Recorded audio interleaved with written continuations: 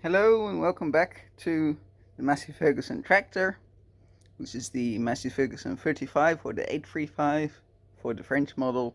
And we're going to install the brakes. I've already installed the other side. You can see the axles also both sides back in. I didn't film that, but the end float, after measuring everything, I got it to about 6.5 thou, and the specification is between 2 and 8 thousandths of an inch.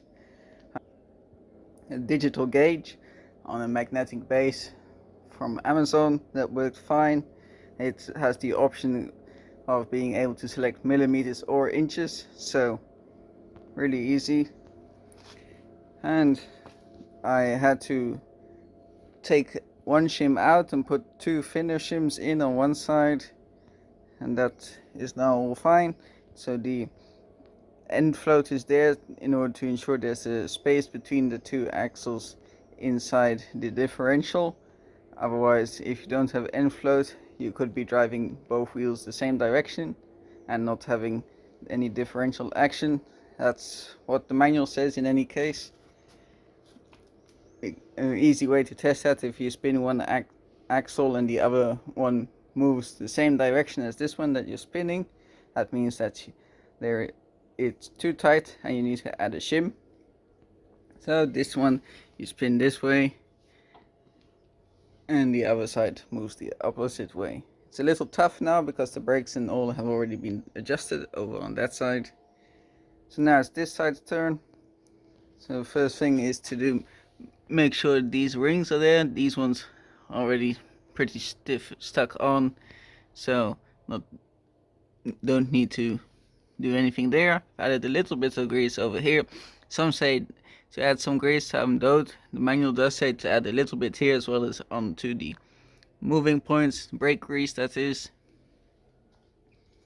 Then I have tried to clean off some of the rust here. It's not perfect, but it should do. Here's just I've cleaned the grease off there because I used that in order to seal the gasket over here. And I think now we can start. Have to still unpack the brakes. We first have to secure the brakes through these holes with the pins and the springs, both sides, and then we can add the spring and the adjuster there, and then the two springs on this side. And all you need for that is a pair of pliers to hold the clips into place, put them into place, and a screwdriver. That's it, and a bit of muscle. So make sure to eat your spinach.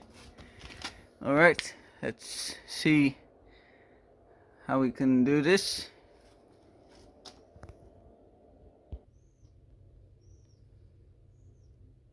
Alright, hopefully you can see what I'll be doing, as the camera is balanced on a bucket, on a roll of paper, and a block of wood. So I bought the brakes as a kit. This is just the spare X number for the brake shoes. Then the actual kit, I think the shop itself put together, because it's all different brands of springs. Adjuster is a different brand to the clips, so can't really help with that too much. Got two springs here. Here's another spring. This acts also as the adjuster stopper. Two new screws for the brake drum. This is the adjuster.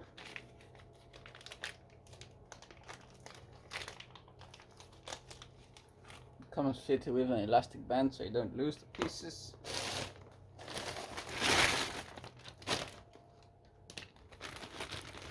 And I've already used from the other side, but these are the retaining clips and springs.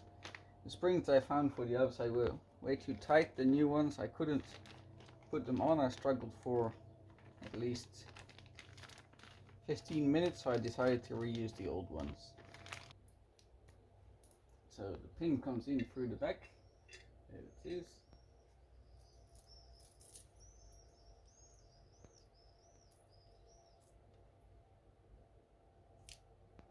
And the second pin. Then I find it easier just up, put just one clip on. That should prevent the brake shoe from falling off.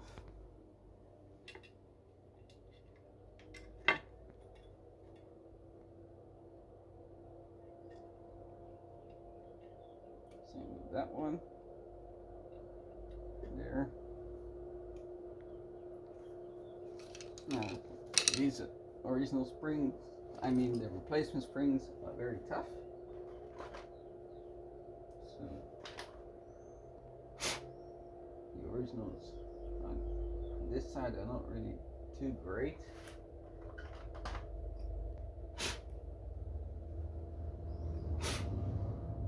Here's an original. Here's a replacement. These ones compress better, they hardly compress. You can also see that these have less coils, but they're obviously a lot thicker, stronger, and these are more coiled and easier to work with. So we'll just put these ones in again. This one looks okay, and then need a pair of pliers like this will do to hold the retaining clip. You want to make sure that the higher side of the clip faces inwards. Secure the clip in the pliers. Hold everything together.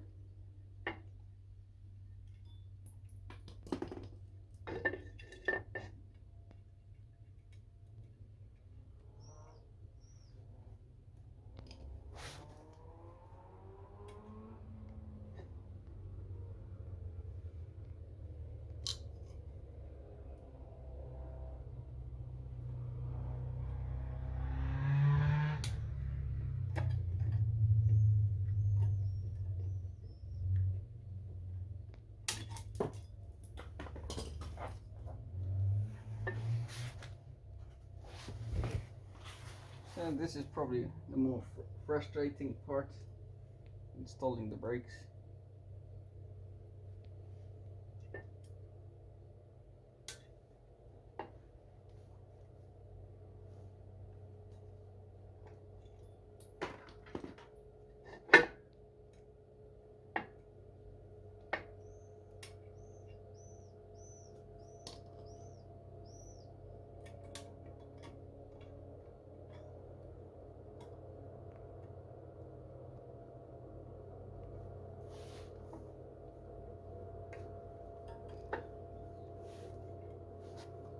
Try the other one.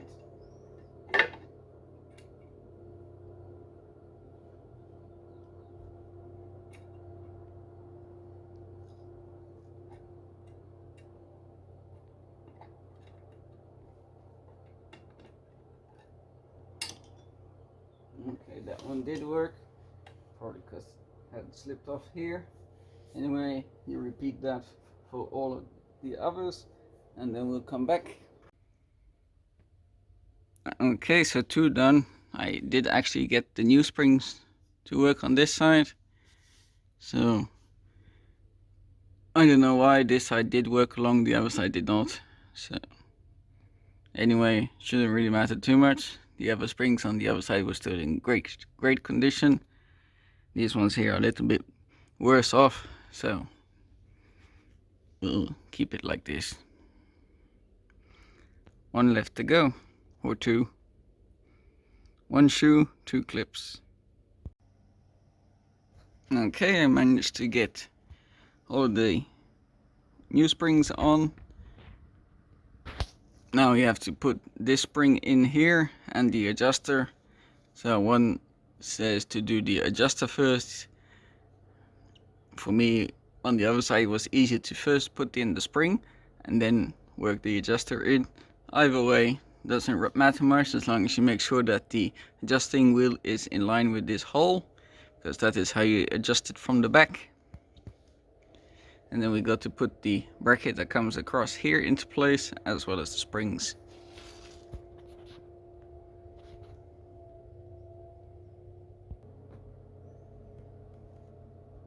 Right, spring. Here's the spring, so one end goes into here. There. Other way around. There we go.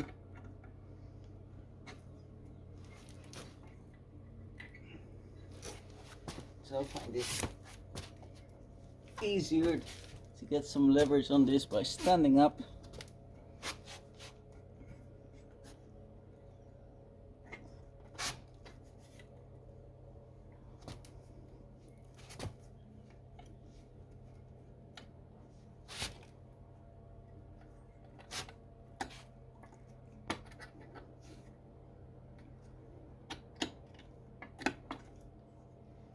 All right.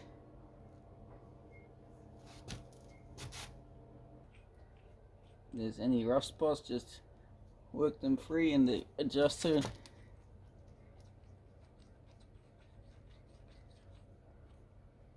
This one here has a couple of rough spots, whereas the other one did not. So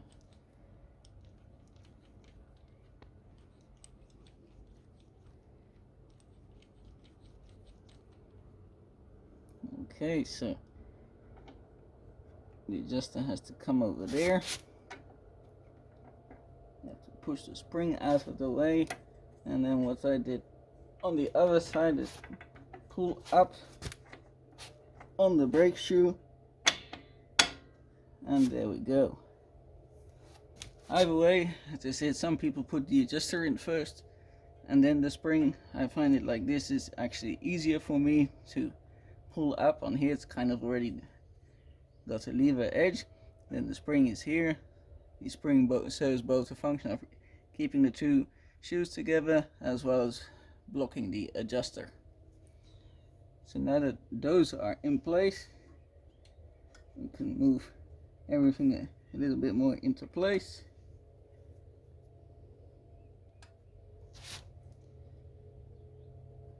And now we can install on the other side the springs.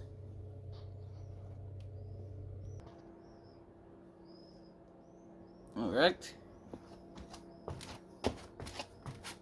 so I'll explain what I'll do first, because I'll probably be blocking the camera. Here is the retainer bar. Just clean that off a bit. So that fits over here. Let's see. The rust marks, it fits the other way. Okay, so that's nice and tight. Then we got the springs.